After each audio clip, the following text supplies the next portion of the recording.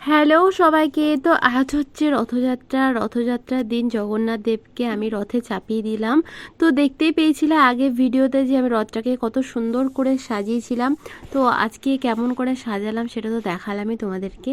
তো আজকে ঠাকুর ঘরটা খুব সুন্দর করে সাজিয়ে দিয়েছি আর সবাই মিলে আমরা কিন্তু রথ টেনেছি। যারা আমার চ্যানেলে নতুন আছো তারা অবশ্যই কিন্তু চ্যানেলটা ফলো করে দিও। আর আমি এখানে আলপনা দিয়ে দিচ্ছি, দেখো। এই রথ সাজানোটা কার কেমন লাগলো সেটা কিন্তু অবশ্যই জানাবে কমেন্টে। এটা কিন্তু আমি নিজে হাতে সুন্দর করে সাজিয়েছি। আর লাইক করতে কিন্তু ভুলবে না। তো সবাই মিলে আমরা এক এক করে রথ টেনে নিলাম। কেমন লাগছে আমাদের এই রথটা সেটা অবশ্যই জানাবে। মা কিন্তু জগন্নাথ দেবের মানে রথের মধ্যে 100 টাকা দিল, তারপরে কিন্তু রথ টানলো। তো দেখো রথ টানছে।